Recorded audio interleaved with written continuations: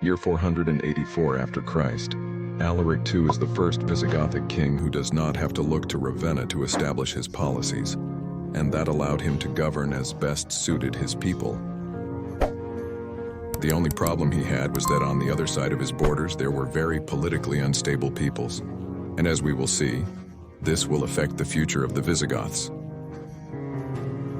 Remember that if you have not seen the previous chapter, The Fall of the Western Roman Empire, you can do so by clicking on the link shown at the top of the screen. In the year 486 after Christ, the Franks decided to launch an expansionist campaign that led them to fight against the kingdom of Syagrius and finally crush it. Syagrius fled to Visigothic territory, but Alaric wanted to ingratiate himself with the Franks, and he captured and handed him over to Clovis, the king of the Franks. To the north now there was a border with the Franks, a people with huge expansionist desires in contrast with the Visigoths themselves, who were playing a defensive policy. But the changes in the borders do not end here. The kingdom of Odoacer began its fall in the year 489, when the Ostrogoths led by Theodoric the Great entered Italy, with the intention of establishing their kingdom there. They defeated Odoacer in battle, and 4 years later, in 493 AD, the Ostrogothic kingdom of Italy was born. But this change was very good for the Visigoths, as the relations between the Goths were strengthened. And that is because Alaric II married the daughter of Theodoric. The Franks, for their part, continued with their expansion, and they annexed the territory of the Thuringians first, and later that of the Alemanni, the latter in the year 496. Next, events will occur in Hispania and Gaul, for which we will first focus on Gaul, and then we will see Hispania. The fact is that shortly after subduing the Alemanni, Clovis decided to invade the Visigothic kingdom of Toulouse. The first attacks were a Frankish failure, as their hosts crashed like waves against the Visigothic defenses. However, his luck changed, as the Franks carried out a swift expedition into the heart of the Visigothic kingdom, assaulting Bordeaux and taking the city. This swift move was a hard blow for the Visigoths, who lost one of their most important cities, and with it, prestige, trade, and money. Alaric sent a large army to take the city, and he succeeded. But by then, the bulk of the Frankish army had already left there. And it was then that another conflict erupted on the Visigothic borders. The Burgundian kingdom became embroiled in a civil war. Clovis did not hesitate, and quickly supported one of the sides with the intention that if they won the civil war, the Burgundians would help him against the Visigoths. Alaric, upon learning of this, realized he had to act or face multiple open fronts simultaneously. He decided to support the other side, and luckily for Alaric, it was his ally who emerged victorious in the war.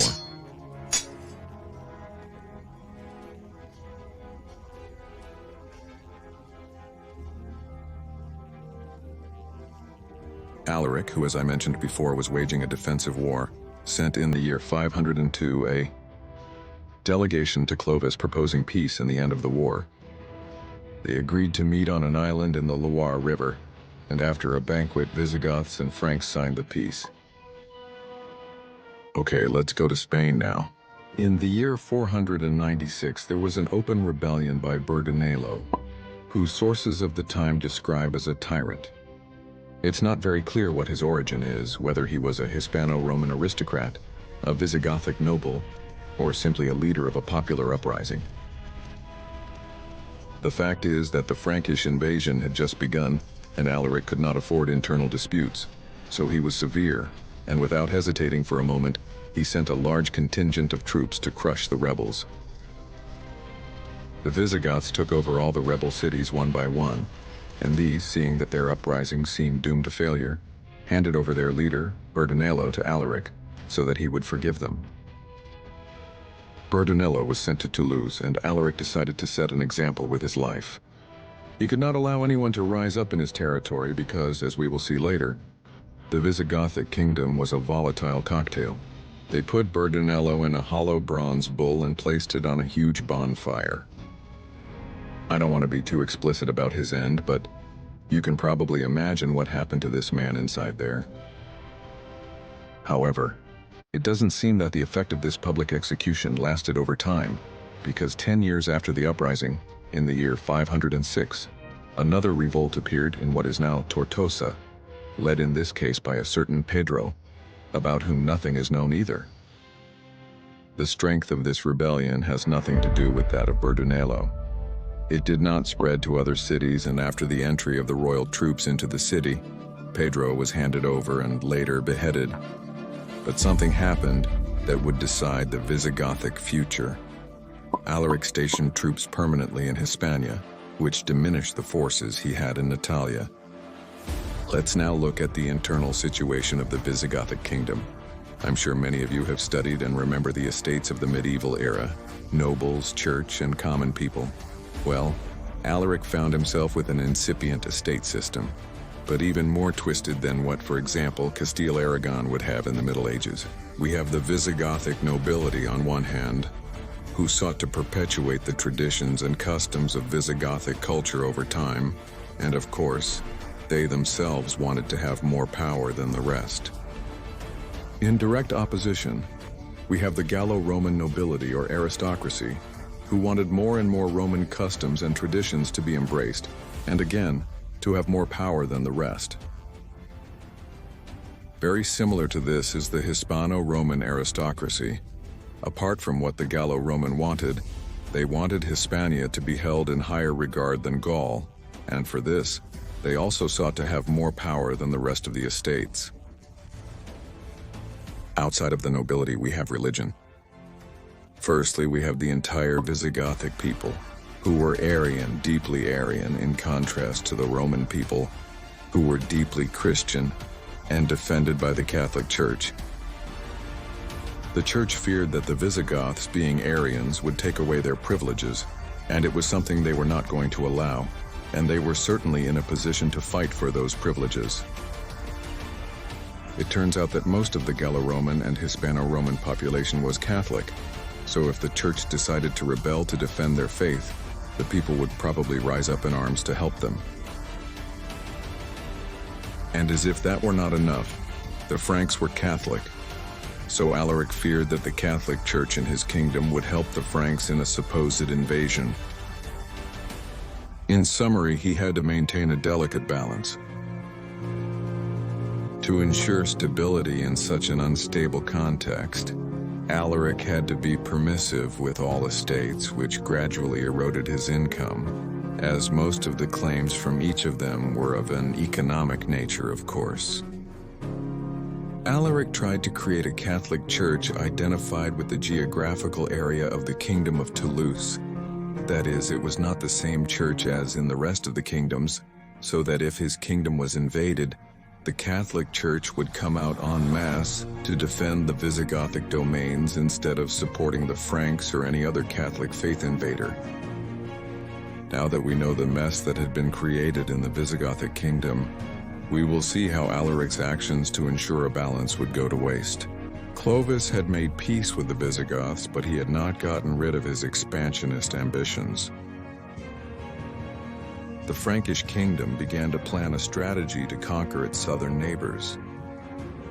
A very well-defined strategy drew up an alliance with the Eastern Roman Emperor, Anastasius, who did not want to see such a powerful Arian and barbarian kingdom in Europe.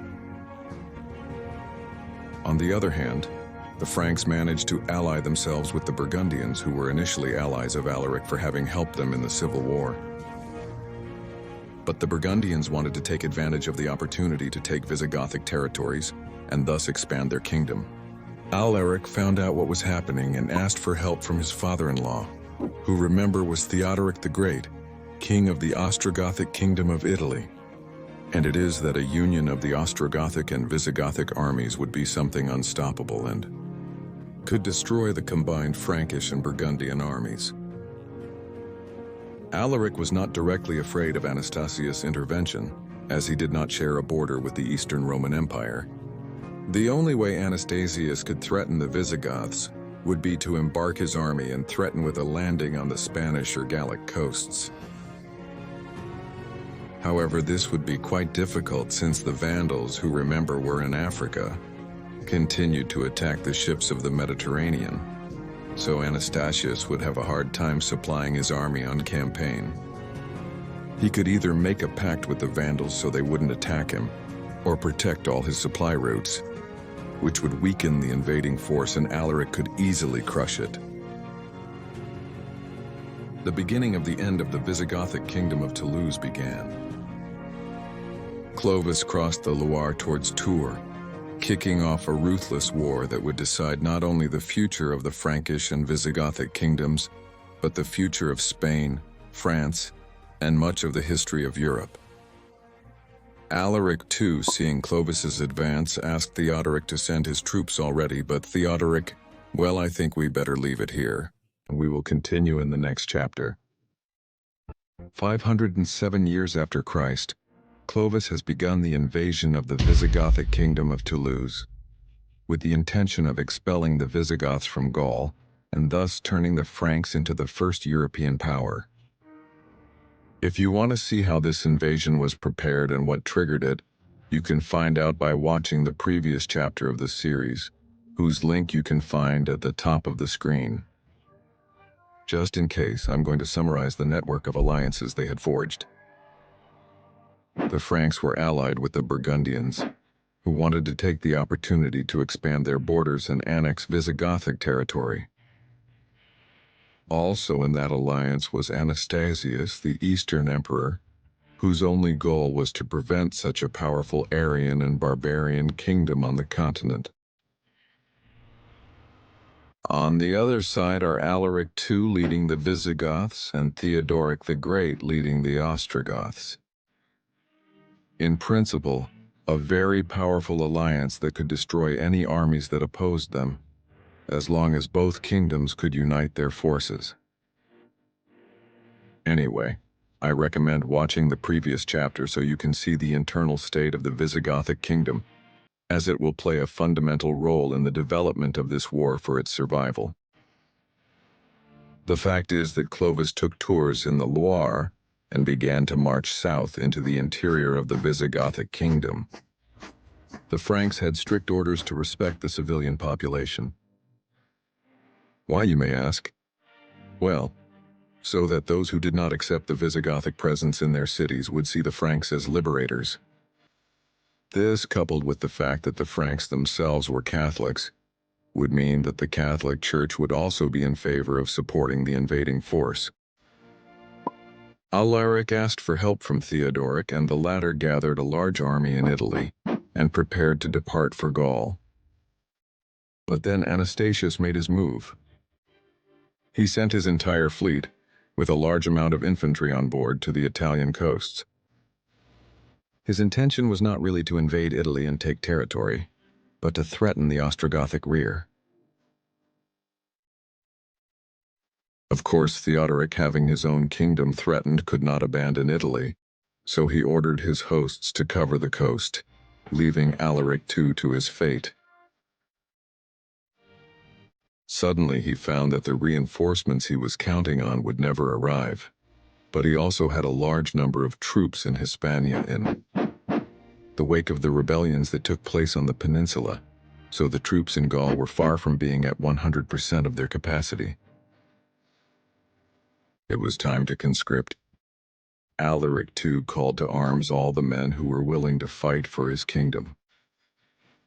Many Gallo-Roman aristocrats and the people who depended on them came forward to put their weapons at the disposal of the king, such as Sidonius Apollinaris. But it was not enough. The Franks advanced relentlessly. Alaric then offered a donation to all those who wanted to fight by his side. In some way, a kind of non-professional mercenaries. It is worth noting that thanks to these two measures, the Visigothic ranks swelled enormously. But despite this, Alaric II was reluctant to face the Franks in open field. The king's idea was to stay in the cities and delay a large-scale confrontation with the Franks as much as possible, so that they would gradually wear down, thus giving the Ostrogoths time to get rid of the eastern threat and come to his aid. Indeed, the Visigothic army had more troops than the opposition, but they were generally inexperienced in the military field. Alaric had his royal host, which were troops dedicated exclusively to war, but the rest of the army were largely inexperienced armed peasants. The Franks, on the other hand, had gained a lot of military experience due to their recent conquests, such as those of the kingdom of Syagrius, the Thuringians, and the Alemanni, so their quality as warriors was far superior. Despite this, the Visigothic nobility was convinced that they could only defeat the Franks with numbers, although what they really detested was their dependence on the Ostrogoths. Alaric too was being dragged into a battle that had a high probability of going wrong, but if he didn't stand up, his nobles could kill him and put someone else on the throne, so he had no choice. He had to fight. He gathered his hosts and, supported by the Visigothic nobility, part of the Gallo-Roman aristocracy and part of the Catholic Church, he set off to meet the Franks. The number of troops involved in the battle is not known, but they must have been substantial given the importance of this conflict. Both armies met face to face in the fields of Bouladoum or Bouillé, near Poitiers. Clovis arranged his men in a fairly basic formation, although taking advantage of the terrain. He arranged his infantry in a solid line in the center, just below a small hill that was on the battlefield. And right at the top of this hill, protected by the infantry, were the Frankish archers. This position allowed them to see over the infantry, and thus continue to support their comrades with their long-range weapons. On the flanks and wings of the formation was the Frankish cavalry, which would have to be able to withstand the onslaught of the Visigothic cavalry, much better prepared and heavier than the Frankish one. Alaric, on his part, also arranged his infantry in the center, his cavalry on the flanks and wings, and his archers in front of the army. Alaric was aware that his infantry had less experience than the Frankish one and that it was of lesser quality, so he knew that he would not win the battle in the center. He positioned himself on the right flank. The battle would have to be decided on the flanks, where the Visigothic cavalry was indeed far superior to the Frankish one. He saw the exchange of arrows between both armies begin as the Frankish cavalry charged against the Visigothic. Alaric ordered his cavalry to enemy, and he himself galloped against their riders against the Frankish left flank where King Clovis was located. However, the Frankish cavalry knew they could not resist against the Visigoths, so as soon as they hit the Visigoths, they ordered the retreat, and taking advantage of their lightness, they managed to get away from the Visigoths to reform and charge again. Alaric, seeing that this would be indefinitely delayed and that in this case his cavalry would tire more than the Frankish, which is heavier, ordered his infantry to charge against the enemy center. The Visigothic archers stopped shooting, as with their own in front they could no longer see where their projectiles were falling. But on the contrary, the Frankish archers could continue shooting, so the Visigothic infantry was wearing down as it approached. Clovis ordered his infantry to charge, and both centers quickly approached. The Franks grabbed their throwing axes while the Visigoths prepared their javelins, and almost simultaneously they threw projectiles at each other. They drew their swords and launched into hand-to-hand combat. The battle remained in a stalemate for some time, until an epic death duel took place on the right flank. Alaric too met Clovis in the heat of the battle, and they galloped towards each other, ready to decide the combat at that moment. Both kings were thrusting their swords, trying to overcome the other's defense. The riders from both sides were fighting among themselves around them, not interfering in the duel and preventing the enemies from treacherously killing their king. But the Visigothic king, Alaric, made a mistake, and was about to lose his balance and fall from his mount. At that moment, he neglected his defense. After his mistake, Clovis managed to launch a precise thrust that skewered Alaric and instantly killed him. The corpse of the Visigothic king fell to the ground lifeless, but Clovis could hardly celebrate the victory. Two Visigothic riders, seeing their king fall dead from his mount, charged at the Frankish king, clamoring for revenge. Clovis was hit in an arm and a thigh, but managed to spur his mount and slip among his own men. The Visigothic cavalry, despite the losses, still held the position and managed to overcome the Franks. But the news of Alaric's death spread like wildfire throughout the army. The Visigothic infantry, already of lesser discipline and quality than the Frankish, upon hearing the news, completely lost their morale, turned around and started to run, abandoning the fight. The Visigothic archers, who being at the back had a general view of the battle, also started to run. Finally, the Visigothic cavalry decided that they had done enough and also fled from the battlefield. The Frankish troops decided to pursue the Visigoths during their flight, which resulted in a large number of Visigothic casualties. The Visigoths had just lost a significant part of their professional warriors, their nobility, and even their king, so they were completely defeated and dejected. The Franks, after the battle, advanced like a true steamroller. Clovis divided his army into three. One part went to the region of Auvergne, another went to support the Burgundian invasion, while he himself went to take Bordeaux. The Visigothic cities fell one after another. There was no longer an army that could stop the invasion, and the Visigoths retreated into the cities, waiting for their turn to defend and fight for their homes. In the year 508 AD, the Franks controlled the north and center of the Visigothic kingdom of Toulouse, while the Burgundians controlled the east, leaving the Visigoths in the south of Gaul. Clovis continued to advance and took the Visigothic capital, Toulouse, where he seized the royal treasure and dealt a severe blow to the reputation of the Visigoths. They were still without a king, and the heir was Amalaric, the legitimate son of Alaric.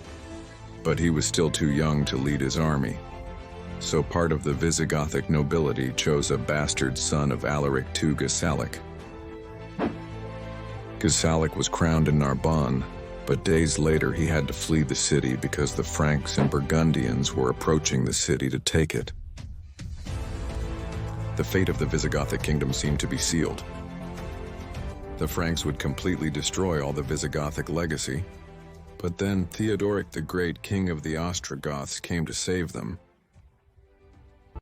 Year 508 after Christ. Let's remember that on one hand we have Amalaric, the legitimate heir to the throne, but too young to rule, living in Carcassonne. On the other hand, we have Gessalic, the bastard son of Alaric II and named king by the Visigothic nobility, who had to abandon the city of Narbonne after the approach of the Frankish and Burgundian armies. The Franks, with King Clovis at the helm, controlled the north and center of the Visigothic kingdom of Toulouse, and only the south was partially free, with cities like Arles and Carcassonne resisting. However, Hispania had remained unaffected by the Frankish-Burgundian invasion and remained under Visigothic control. Clovis was achieving military victories, but also symbolic ones thanks to the support of Anastasius, the Eastern Roman emperor. He named him honorary consul. And as if that weren't enough, Clovis held a triumphant parade in a purple robe and a diadem, reminiscent of the days of the Roman emperors who arrived victorious in the Eternal City. But Theodoric the Great, king of the Ostrogoths, put all possible resources to help the Visigoths while defending Italy from a possible attack from the east. He personally stayed in his domains and sent Duke Ibas at the head of the kingdom's best warriors to fight against the Franks. Ibas arranged his army in a single column and directed it without hesitation towards the nearest important city to the border, Marseille. The campaign would be based on quick attacks, so he could not afford to besiege cities, he had to assault them. The Ostrogoths assaulted Marseille and reconquered it without much complication. The Duke left a garrison in the city and quickly departed for his next target, Avignon, which had also fallen into enemy hands. He took it, left a garrison, and decided to free Arles from the siege it was under. Remember that Arles was the capital of Gaul when the Western Roman Empire still existed, so it had reputational value. The besiegers were a Frankish-Burgundian coalition who could not offer resistance to the Ostrogoths. Ibas destroyed them and captured a good number of warriors who would later be sold as slaves. In 509 AD, observing his swift advancement, he resolved to split his forces. One part went to attack and capture cities in the Burgundian kingdom. The idea was not to take over those cities and keep them. The idea was that the Burgundians, seeing their own kingdom attacked, would withdraw from the Visigothic kingdom and return to their lands. The trick worked, and part of the Burgundian forces returned to their kingdom to defend cities that were still resisting. Ibas led the other part of the army and set off to rescue Amalaric, heir to the Visigothic throne, who, remember, was in Carcassonne. The fact is that the Duke took Narbonne and later freed Carcassonne from the siege. So for the moment, the continuity of the Visigothic kingdom was guaranteed. The Ostrogoths decided to defend more or less the old Septimania, rejecting the idea of recovering the lost lands beyond these limits. After this decision, Ibas withdrew the army he had sent to the Burgundian kingdom, and a relative peace was reached between the Frankish and Burgundian alliance with the Gothic alliance, although it is true that there would still be disputes at the borders and various minor battles. At this point, Theodoric assumed the regency of the Visigothic kingdom by becoming Amalaric's guardian. But surely you see something strange in all of this.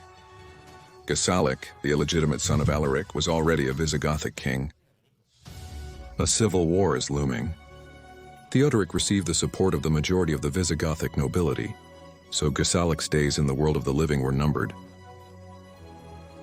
He decided to escape and fled to Hispania, to Barcino, present-day Barcelona, arriving in 510 AD.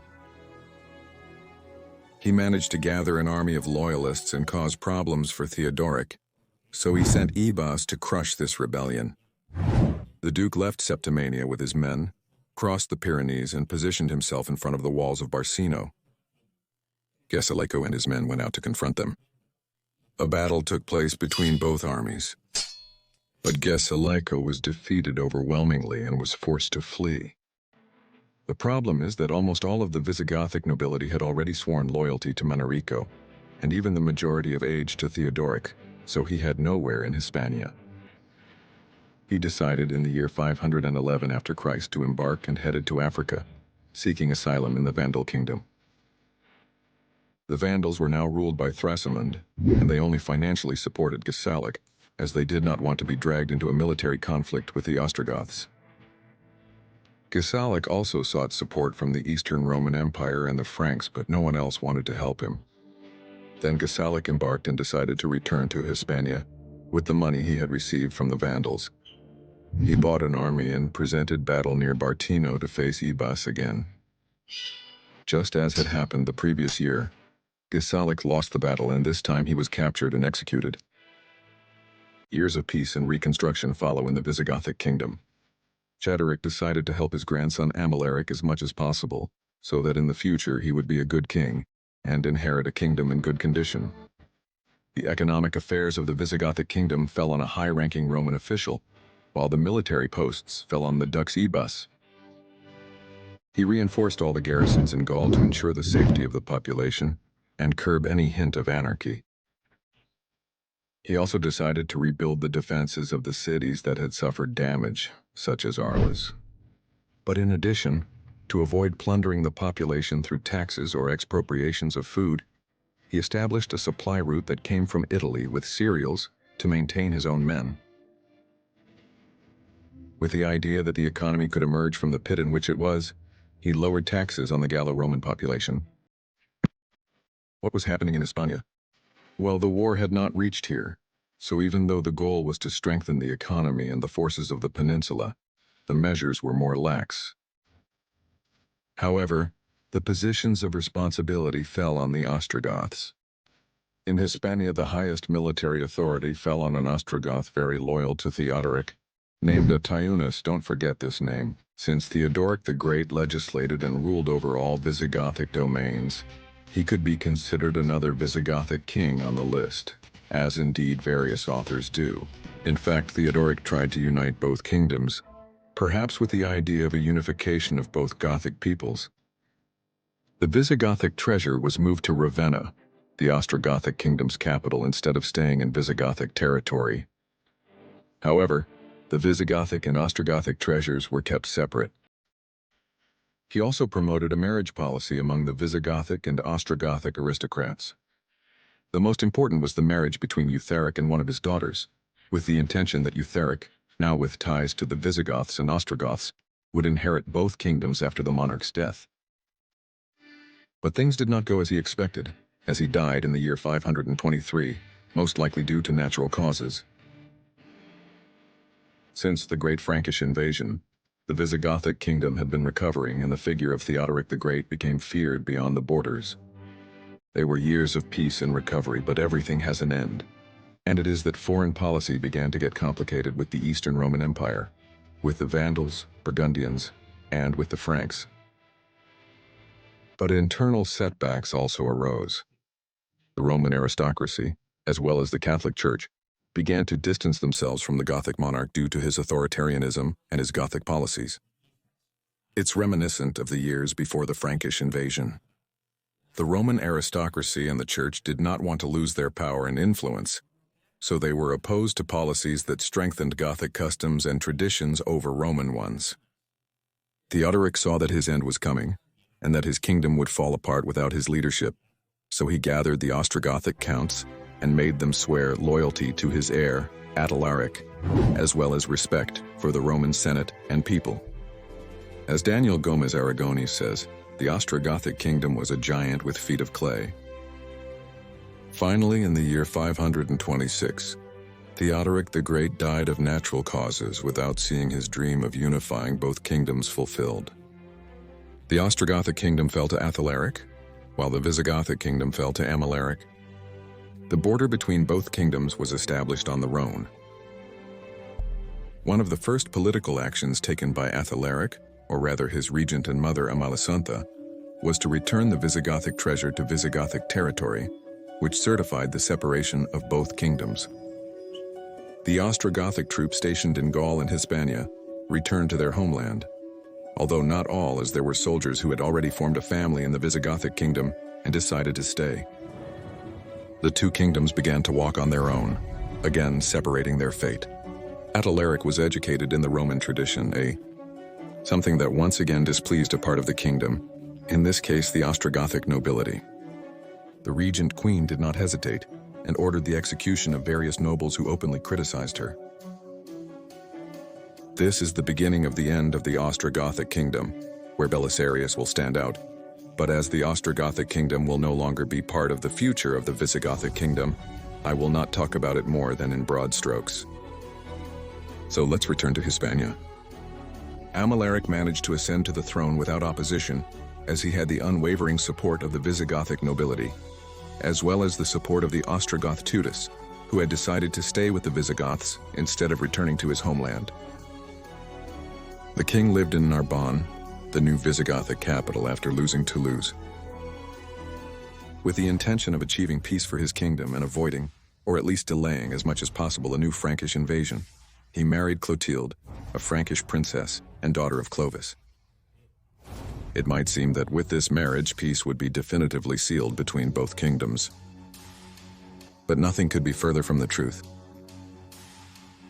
The chronicles do not agree on what sparked the conflict.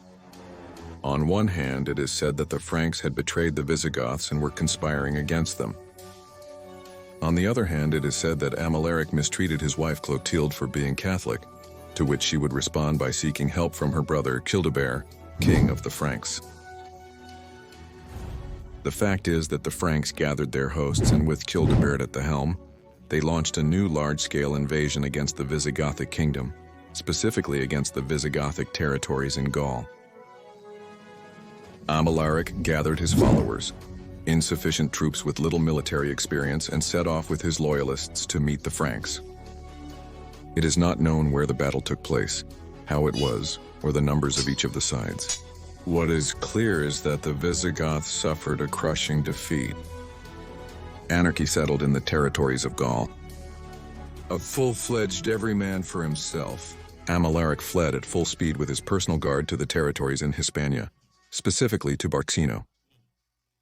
They are frightened by the possibility that the Franks might decide to cross the Pyrenees. He proposed to his loyalists to take all the treasure and leave by boat to Africa. His own men, upon hearing the proposal, felt their pride attacked and murdered him. With his death, the Balting dynasty, which had begun with Alaric Mares more than 100 years ago, seemed to come to an end. The Visigoths, who were in Gaul, seeing that the Franks were advancing without opposition, and that there was no possibility of the Visigothic kingdom regaining its territories, began a massive migration.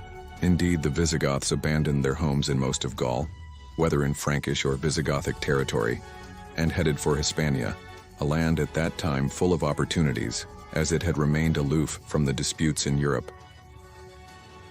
But not only Visigoths, Ostrogoths also began to leave Italy to start a new life in Hispania. The Visigothic throne was vacant, but soon it fell to Amalaric's former tutor, the Ostrogoth Tutus. He had vast lands and wealth, as well as a personal guard of 2,000 men. He was an intelligent man, although the chroniclers of the time describe him as a dictator. Be that as it may, Tutus was aware of the state of his new kingdom and acted accordingly.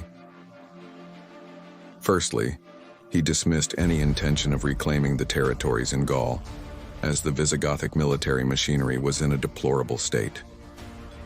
This was a tough decision, as Visigothic morale and pride had been greatly hit by these losses, but no one opposed. It was time to row together. They also couldn't face the Eastern Roman Empire, so they did not participate either in the Vandal War or in the Gothic War that Justinian launched to conquer all of North Africa and recover Italy, where the very famous General Belisarius would participate again.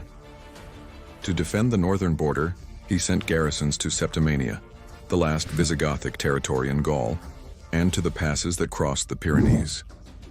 The Visigothic king chose to capture Septim, now Ceuta, on the southern border to control the Strait of Gibraltar. The Zaragozans handed it over, and the Franks considered the invasion campaign to be over. They headed north, but Tutus had had more than enough time to prepare the counter-offensive. He assembled an army under the command of Tudicelo, with orders to harass and make life impossible for the Franks, and very importantly, to slow them down. This allowed Tutus to block and reinforce all escape routes in the Pyrenees. The Franks had become trapped in Hispania, with an army harassing them and with the animosity of the civilians they crossed paths with. At that moment, Teodosero launched an open field attack against the Franks and defeated them, which led the Franks to want peace. They offered a pact to the Visigoths. They would hand over a large part of the loot in exchange for being able to escape. The Visigoths agreed on one condition. From the moment they handed over the loot, they would have just 1 day to escape. Those who remained in Hispania after 24 hours would be executed. The Franks almost completely fled and the rest were executed. The counteroffensive had been a complete success and restored the Visigoths' confidence in their warriors and military capability. But the joy was short-lived, as in the year 542 a bubonic plague epidemic ravaged the territory, decimating the population and consequently reducing the number of troops in the army. If the Franks or the Romans had attacked at that moment, they might have emerged victorious, but no one did. In the year 548, Tutus, following a tradition of the time, was assassinated. St. Isidore comments that while he was bleeding out, Tutus made his loyalists swear not to kill his assassin. The fact is that he was succeeded by his loyal Theodosclus, also an Ostrogoth. He followed a political line identical to that of Tutus, a conservative and defensive policy, maintaining the idea of strengthening the kingdom internally rather than expanding it by force. But let's face it, he couldn't do much either. In 549, a year after becoming king, he held a banquet in his Seville palace, distancing himself from the Visigothic nobility. Some of the nobles disliked the idea of having Torricello as a monarch, mainly because he had dishonored their wives. Yes, the wives of the nobles. When alcohol was already running through the veins of the diners, these nobles rose up and repeatedly stabbed the monarch, identical to what happened to Quintus Sertorius during his rebellion in Hispania, which you can learn about by clicking on the link shown at the top of the screen. We will see that this tradition of treacherously killing kings is a Visigothic tradition that will last a very long time. With the death of this monarch ends what is known as the Ostrogothic interim, or the period of supremacy, or Ostrogothic. That is, the years in which the Visigothic kingdom was ruled by the Ostrogoths, either directly or indirectly. The fact is that the chosen successor was a Visigothic noble named Angela, but not everyone wanted Angela as king. The resistance was in the south, in Baetica, and that's where the monarch headed with his hosts. He arrived near Cordoba, and to garrison his soldiers he used a church dedicated to Azizclo, who was highly venerated by the Cordobans. Enraged, they emerged in droves, seeking vengeance. A battle took place, but Aguila was a poor strategist, so he lost this encounter, in which his son died. He had to retreat hastily, leaving behind the wounded and much of the royal treasure. He took refuge in Merida, where he began to plan for a counterattack. However, his image had already been greatly damaged by his flight, which gave an excuse to the Visigothic nobles opposed to the monarch to crown another king, Atanagildo. If the Visigothic kingdom was already in bad internal and external conditions, now it was going to face a civil war. The uprising took place near Seville, a city to which all the warriors and nobles who did not sympathize with Aguila flocked. But there was a problem. Atanagildo did not have enough troops to face his rival in battle, and in a civil war you can't go attacking enemy cities because they will be yours if you win, so he had to look for another solution. And he found it. Those who came to Atanagildo's aid were the Romans. The Eastern Roman Empire decided to support the usurper in his civil war. Now it must be clear that the Eastern Roman Empire had no interest in the Visigothic civil war. The empire didn't care if one king or another ruled, as the Visigoths did not pose a threat to the integrity of the empire. What did happen was that the empire saw that the doors of Hispania had suddenly opened to it. It could land troops to help, and at the end of the war it would already have a bridgehead on the peninsula from which to operate and launch its conquest campaigns. Justinian assembled an army of 5,000 men and we'll continue in the next video. As I mentioned in the previous video, which you should watch before this one, and the link is up here, the rebel side had asked the Byzantines for help to fight the war, and Justinian had agreed. The thing is, having the north of the African coast in their power, it would be easy for the Byzantines to send troops, and in the year 552, 5,000 men embarked on the Eastern Fleet and arrived on the coast of Malacca, present-day Malaga. Aguila was unaware of this alliance and sent an army towards Hispalis, where he would face Atanagildo's troops and presumably crush them easily. On their part, the Byzantines also set off towards Hispalis and arrived quickly thanks to the Roman roads. There they joined Atanagildo's hosts, and together they marched to meet Agila's troops. Both armies clashed, but Agila's supporters were outnumbered and outmatched, so they were defeated and forced to flee to present-day Merida. We are in a time of constant power shifts where a defeat, a misstep, any mistake could cost you your life, and this was one of them. The Civil War lasted 3 more years, years during which there were no major pitched battles, but there were political movements. Little by little, Aguila was losing support, until on the 31st of March of the year 555, following the Gothic tradition, the nobles murdered their monarch and surrendered to Atanagildo. Was this a mistake? A betrayal? Were they driven by lust for power and money? Let's analyze the situation of the kingdom. To the north were the Franks, who had already attacked the Visigoths several times and had expelled them from Gaul. To the west they had the Suevi, launching their attacks and looting all along the border. To the north, the Cantabrians and Basques in the same conditions. And finally, the Byzantines, bringing more and more troops to the peninsula. A civil war did nothing but weaken the kingdom and allow external enemies to take advantage and attack. They saw it necessary to end the war by any means. Atanagildo assumed the Gothic throne, pardoning those who had been loyal to Agila in an attempt that a few years ago, thanks to Atanagildo, was still deplorable. So the monarch had a daunting task ahead. Seeing that it was possible that he might not be able to cover all the territories, a year after ascending to the throne, he decided to ask his brother, Leovigildo, for help.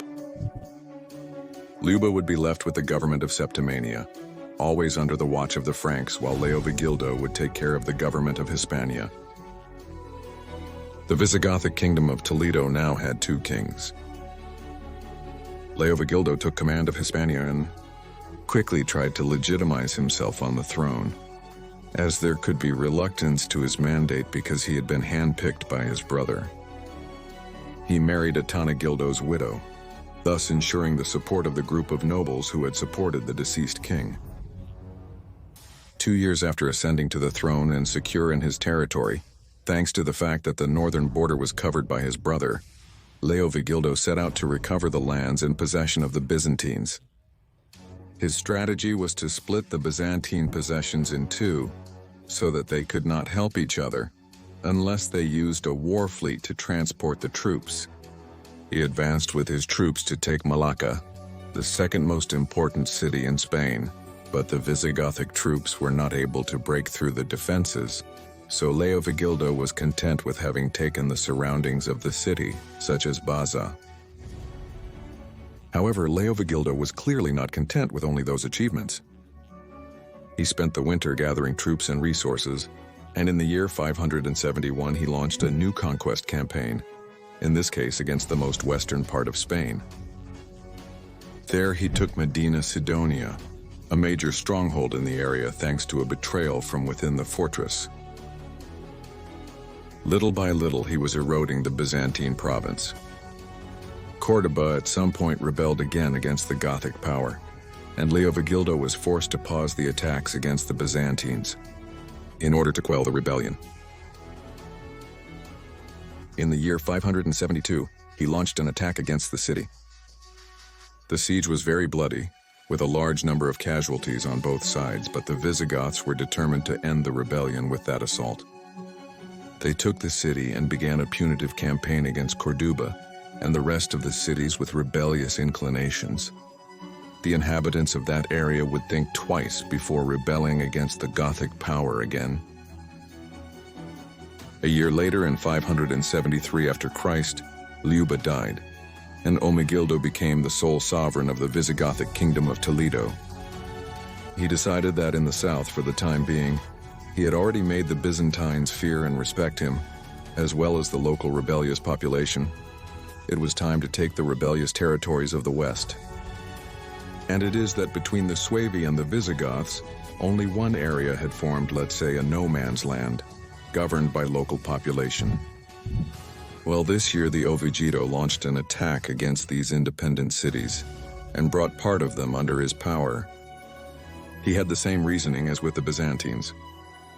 That area had already been punished. It was time to look for another enemy.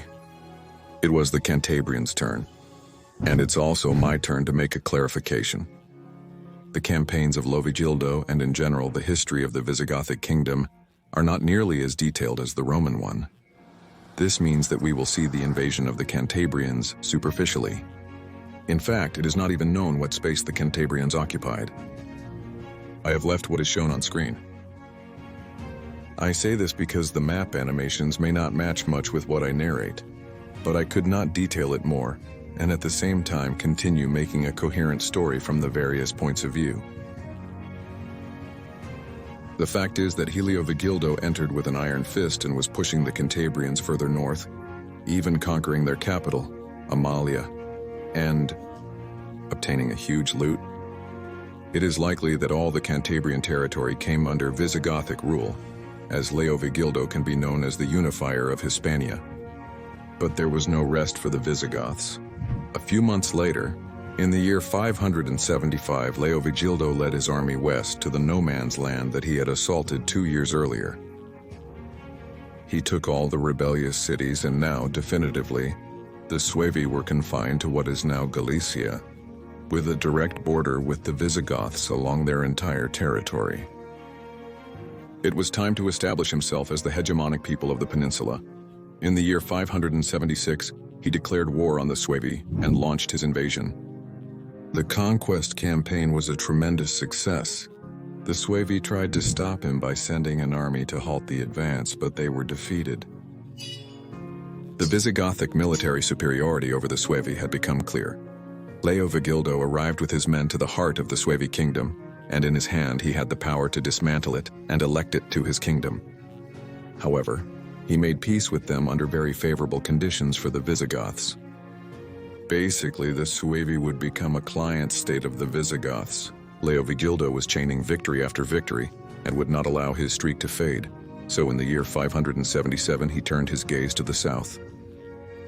He launched a new attack against the Byzantines, taking over the Sierra de Cazorla. However, due to a Byzantine resistance greater than expected, Leovigildo could not completely expel the Romans from Spain. The Visigoths had to settle for establishing a militarized border that would prevent the Byzantines from launching an expansionist campaign into the peninsula. At that moment, a prosperous period of peace began, until Hermenegildo began to cause problems. Hermenegildo, son of Leovigildo, had been sent to Seville to govern Baetica, but there, without his father's control, he converted to Catholicism and then rebelled against his father. I must point out that it was not a war of Arians against Catholics, it was simply a civil war.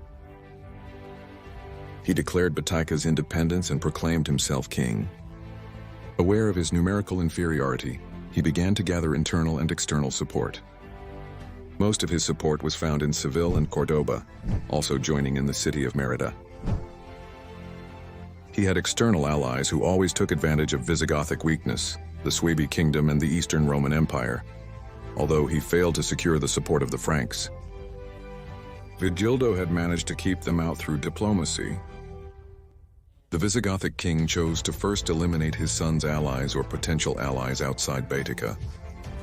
In 581, he attacked Basconia, devastating the Vascones and annexing these territories, ending the predatory attacks the Vascones launched along the Ebro. With the northern territories secured in the year 582 AD, he set course for Merida, which he took without much complication. The following year, he set course for Seville, where Hermenegildo was waiting for allied reinforcements. The Roman Empire never came to his aid, while the Suevi at least tried. The Suevi king, Iron, led his men to confront Leovigildo in Seville. They crossed the border and began to approach the enemy troops, but Leovigildo stood his ground and defeated this new threat, with the Suevi king himself losing his life. The heir Eburico ordered his army to return to their domains, and although Leovigildo allowed them to flee, he would never forget what they had done. He managed to take Seville, but his son somehow escaped and took refuge in Cordoba. No problem. Leovigildo besieged Cordoba and took it in the year 584, capturing his son and locked him up in Valencia.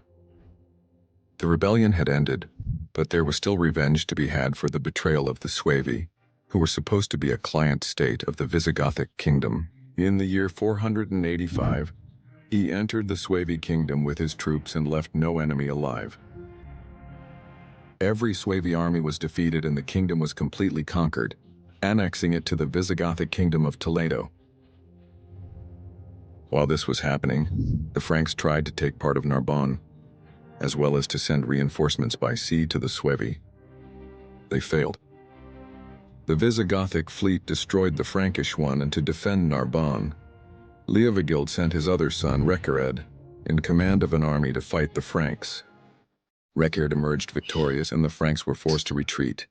With the exception of the province of Spain, Leovigild had unified the entire peninsula, and that's why he is considered the father of the Visigothic kingdom of Toledo. A year later, in 586, Leovigild died of natural causes. Recaredo inherited the kingdom and would make one of the most important decisions, if not the most important, that marked the history of Spain to this day. In the year 587 after Christ, Recaredo renounced Arianism and converted to Catholicism. This was a masterstroke, setting aside whether there was really Catholic faith or not. By taking this step and getting a large part of his followers to convert to Catholicism, he would achieve religious unity throughout the kingdom, which, added to the political and territorial unity achieved by his father, would greatly strengthen the Visigoths. There was an attempt at rebellion by Arian nobles, but this was crushed. Although more than a rebellion, it was a conspiracy, so there was no battle or combat. The pretender to the throne was punished in an exemplary manner. Both his hands were cut off and he was exiled to Galician lands. In Septimania, a rebellion took place that did pose a setback for Recarero. An Arian bishop and 2 Visigothic counts led a rebellion to maintain the Arian religion in the kingdom. The rebels were supported by a Frankish army, who were always on the lookout to harm the Visigoths. Recaredo sent a Visigothic army that confronted the Franco-rebel coalition and destroyed it completely. 5,000 enemies lost their lives and 2,000 were taken prisoner.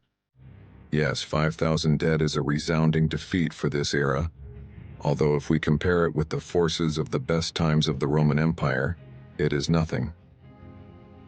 To tell a legendary aspect, the success of the battle was such that the myth, I repeat the myth, appeared that the Visigoths, with 300 men and the help of God, defeated an army of 60,000 Franks. Well, that a myth, in the year 589, the Third Council of Toledo was held, in which the Arian Church officially disappeared and would be assumed by the Catholic Church. Officially, Arianism had disappeared from the Visigothic kingdom of Toledo. An alliance was sealed between the Church and the Crown that would endure throughout Visigothic history, through the kingdoms of the Reconquista and Spain.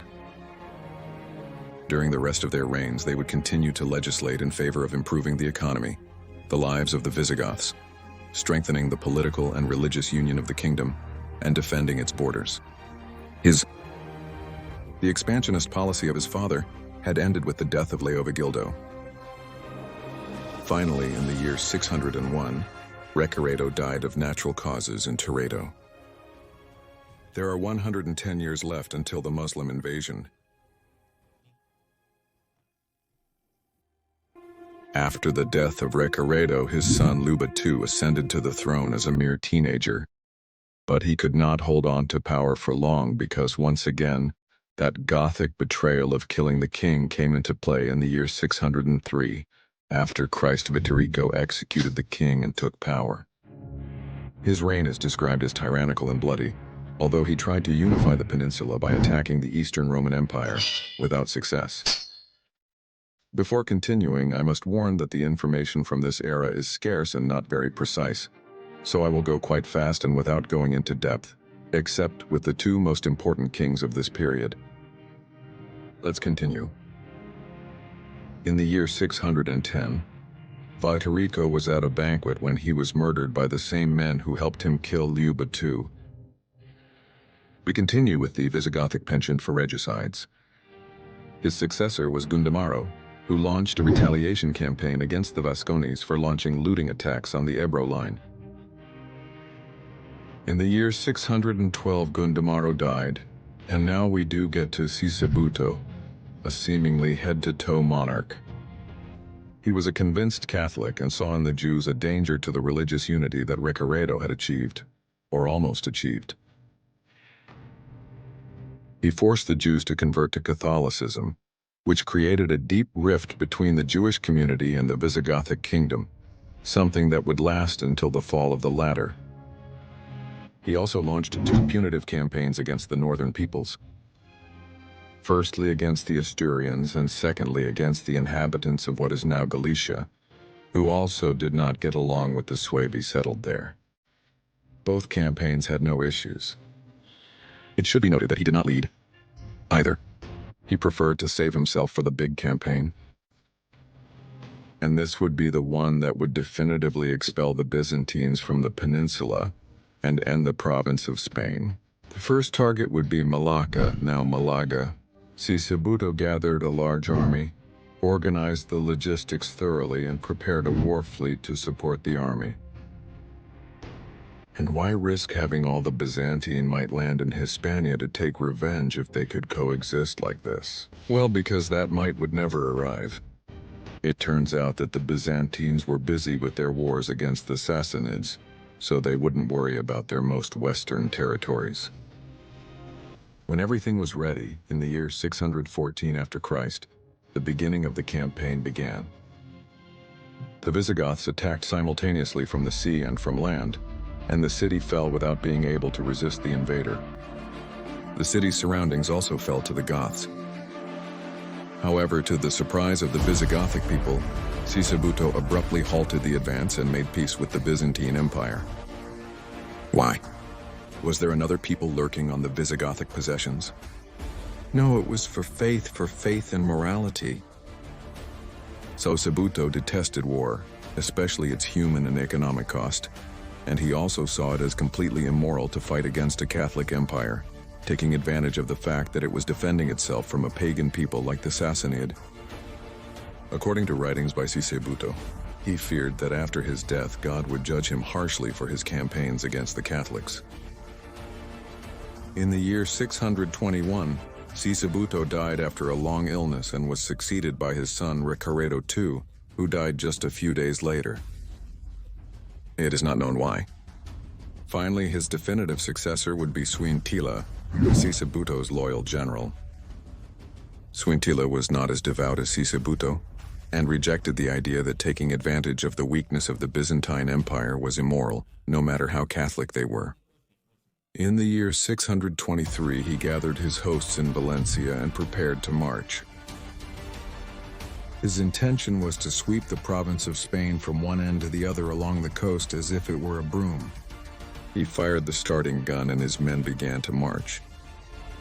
He took over the various towns he passed through and finally stood before the crown jewel, the Byzantine pearl in Hispania, Carthago Nova, known by the Byzantines as Carthago Spartaria.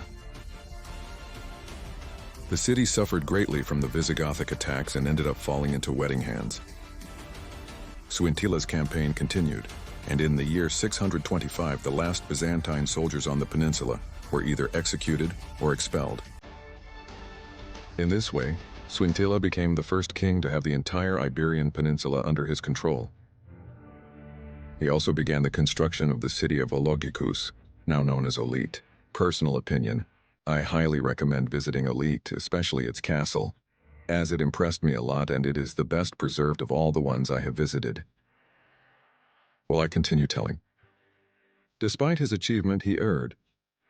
He named his firstborn son as heir, and this did not please the Visigothic nobility, who wanted to choose the king by vote as was the Gothic tradition. In the year 630 after Christ, Sisinando rebelled in Septimania, gaining the support of the Franks and part of the Visigothic nobility. His Intila gathered his Vesnada and summoned the nobles of the kingdom, but they responded that they would be delayed. Without waiting, he went to the battle, but there he realized the magnitude of the rebellion. The nobles who had told him they would be delayed were standing in front of him on the opposing side. He was vastly outnumbered, and part of his army at that very moment surrendered and switched to the opposing side. This reminds me of what happened with Mark Antony in the Fourth Roman Civil War, which you can see by clicking on the link displayed on the screen. The fact is that Suintila surrendered, and in the year 631 Sisinando was named king.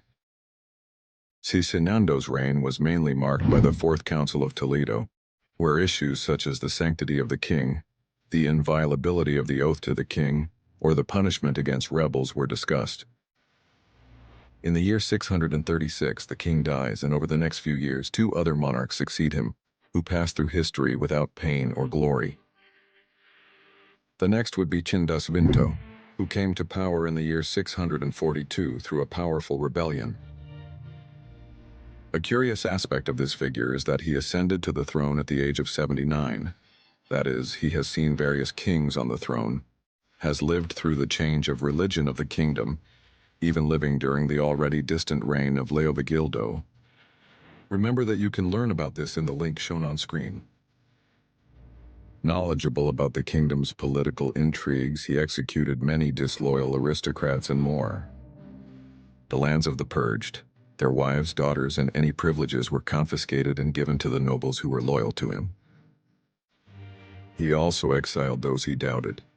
For these actions, he received the nickname Destroyer of the Goths. In military terms, he again launched punitive campaigns against the northern peoples, who were once again carrying out predatory attacks against the territories bordering his own. Attacking the Vascones or Astures seemed to be a tradition of all Visigothic kings. In the year 649 after Christ, he named his son Recesvinto as his heir, and it was not revealed to anyone as it happened with previous kings. Why? Upon taking the throne, he had killed everyone disloyal to him.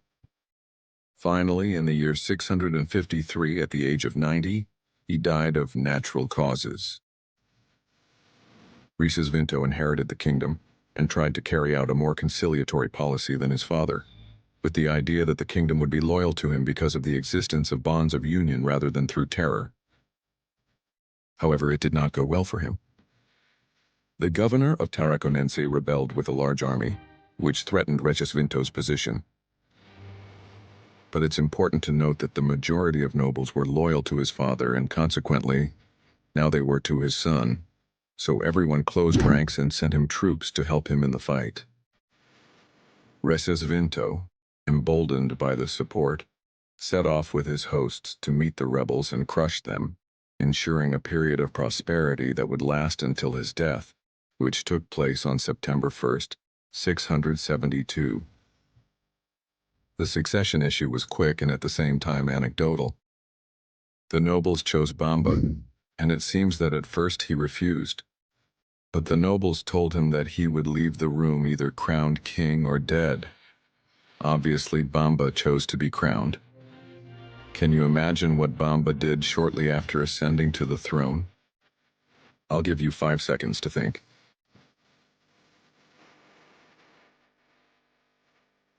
Yes, he decided to launch a punitive campaign against the rebellious Basques. But while this campaign was taking place, the Narbonese rose up in arms completely against the new monarch. Bamba decided to send Paulo, a distinguished Goth in command of a large army, to quell the revolt. Bad choice. Paulo, as soon as he arrived in Tarraconense, turned against the legitimate king and proclaimed himself monarch of the Visigoths with the support of the province's nobles. Paulo, unilaterally, had proclaimed the independence of the east of the kingdom. Bamba ended the rebellious Basques and launched without wasting time against the rebels and the usurper. A detail worth mentioning is that the Visigothic troops began a series of looting, murders, and rapes in Tarragona, and when the king found out, he immediately prohibited these actions, because the sacred scriptures of Christianity forbade it. Bamba took the main cities of the province, such as Bartino and Girona, and reached the Pyrenees, where he took the ports that guarded the mountain passes. The rebellion on the peninsula had failed. Only Narbonne remained to be captured. For this, he went straight to Narbonne, where a tough siege took place that ended with the city being conquered by the Visigoths. Next, Bamba headed to the last rebel city, Nimes, where his until recently loyal general was. After a 3-day siege, they captured the city. Bamba finished off the rebel leaders and took the rest of Narbonne. There's another curious detail, and that is that in the texts that narrate these events, they refer to Bamba's army as the Army of Hispania, instead of naming it as the Visigothic King's Army or something like that. A very important law he enacted was about defending the kingdom against foreign attacks. If an invasion occurred, all dukes, counts, and other nobles, along with bishops and freemen located within 100 miles of the attack point, had to quickly gather all their men to be ready to defend the kingdom, even when the king had not made an official call. In the year 680, due to an illness, Bamba was forced to abdicate and cede the throne to a nobleman named Elvigio. And it was shortly before his resignation that a Visigothic fleet defeated a Muslim fleet that was lurking too close to the border. A new threat lurked from the south.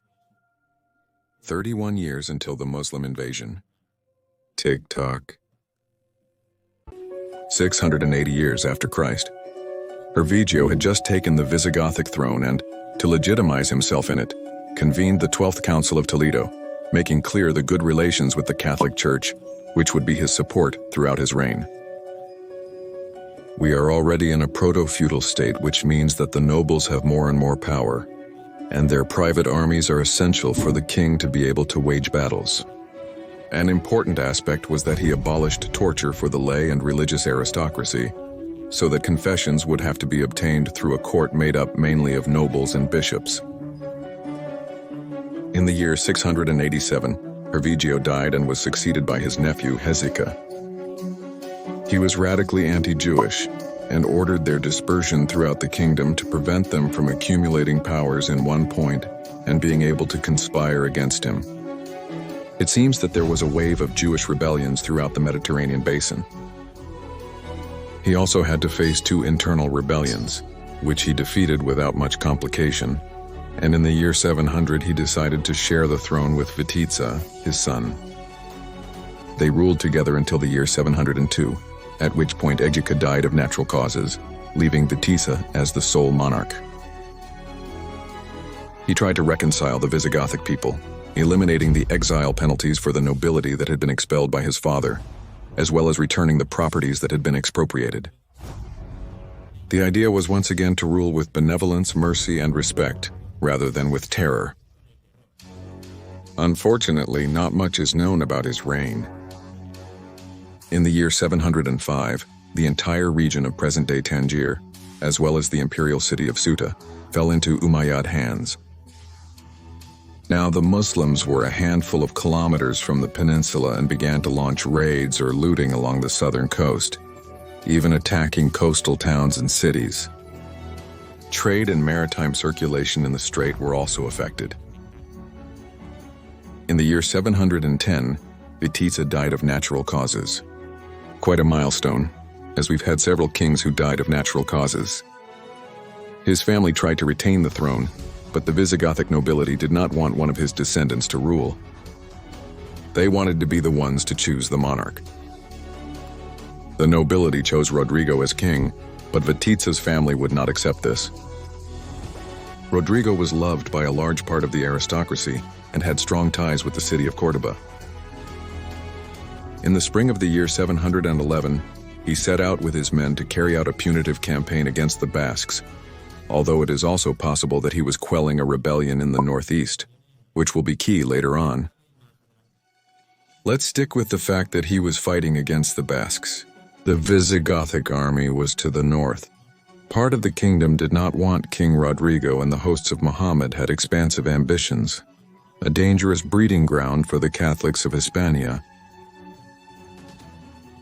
It is possible that Witiza's family asked the Muslims for help to be able to rebel and end Rodrigo, and it is not something for which they should be sentenced. Many before them had sought outside help, whether from the Suevi, the Franks, or the Byzantines, who took advantage and stayed on the peninsula. You can find this out by clicking on the link shown on the screen. The fact is that Musa, the Umayyad governor of North Africa, sent Tariq in command of an army of Berbers to the peninsula.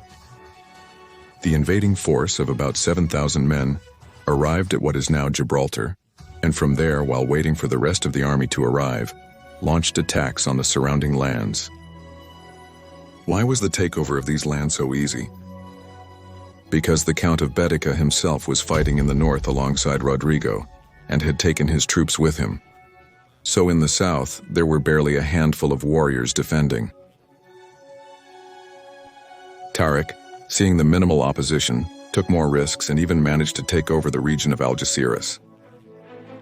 Seeing that the weeks were passing and the invaders were not leaving, Rodrigo abruptly stopped the northern campaign and ordered his troops to march south. He was beginning to realize that the Muslim threat was much greater than he had anticipated. He made a call to arms throughout the Visigothic kingdom. He raised levies, armed peasants, and managed to swell his ranks. Although he had the rebel in the northeast, there was no time to deal with him. The priority was to expel the Moorish invaders. Rodrigo finally arrived in the south and met the Umayyad army in pitched battle. There were no elaborate tactics or formations. Both armies formed their infantry in the center and the cavalry on the wings. The Berber cavalry was in charge of starting the battle. Since it was much lighter than the Muslim one, their strategy consisted of harassing the Visigothic wing with the intention of driving them out of their minds. Very similar to the Battle of Bouillé, which you can learn about in the link shown at the top of the screen. The Muslims would approach, throw their projectiles, and gallop away over and over again. But this was happening on just one wing. What was happening on the other wing? Nothing. Rodrigo feared the worst. Suddenly, the left wing turned around and trotted off the battlefield. They were loyal to the Petitza clan and did not want Rodrigo as king. The Visigothic army had suddenly lost its left wing, leaving its flank exposed to an enemy attack. Rodrigo understood that he needed to end the fight as soon as possible to avoid being surrounded. He galloped to the right, and from there he rallied his riders. They would fight for the Visigothic kingdom, for the legacy of Olavigildo and Recaredo, for the ancestors who crossed the lines of the Roman Empire and immigrated to Hispania, for the dream of Alaric, and of course, they would fight for God. He ordered a general attack and the entire army charged against the Muslims. The Visigothic cavalry tried to reach the Humela, but it threw its javelins and retreated at a gallop time and again, until finally the Berbers charged against the Gothic cavalry and engaged in a fight to the death. The infantries clashed and a tough fight was established that seemed to tilt in favor of the Visigoths. However, Tariq ordered his reserve and his right wing to surround the Visigothic warriors at the point where the Gothic left wing should be. The troops ran and positioned themselves on the Visigothic flank and rear and then, all as one, they launched their battle cry and charged. It was a massacre, a slaughter. The Visigoths fell successively to the Berber steel. On their part, the Visigothic cavalry was doing well, until an enemy infantry detachment came running and attacked them. The cavalry, unable to charge and maneuver, was sold out. The mounted Visigoths also began to fall. Rodrigo personally fought with all the riders who approached him, but then a spear handled by an infantryman skewered his horse and killed it, throwing the monarch to the ground. The last Visigothic king was determined to defend his kingdom and his god with his own life. He got up and continued fighting from the ground like a cornered lion. His energy was running out, but he had to keep fighting. He was thrusting and slashing at every Muslim he saw. His sword was notched, his shield dented. Sweat soaked his garments and his mouth tasted of iron from the Muslim blood that had splattered him. His armor weighed him down. The sun was draining him and the enemies kept coming. He would kill one, and another would appear in an endless cycle. He had already lost count of how many slashes and thrusts he had made, of how many infidels had died by his hand. A Berber rider, seeing that he had the very Gothic king before him, spurred his mount and charged with his lance at the ready, while letting out his feared battle cry. A cry that had conquered almost half of the Mediterranean basin. Rodrigo turned around, only to see a lance pierce his chest and break his spine. He fell to the ground, his gaze lost in the firmament. God's creation never ceased to amaze him, the white clouds sliding across the blue sky, oblivious to what was happening in that battle, to what was at stake at that moment. A flock of crows started to gather in front of him. He heard the roar of the battle, the clash of weapons, the screams of pain, everything, until suddenly the noise disappeared. He no longer felt pain. He touched his chest and there was no spear stuck. He sat up and stood up. He was surrounded by calm men, with noble bearing and Visigothic attire. They were kings.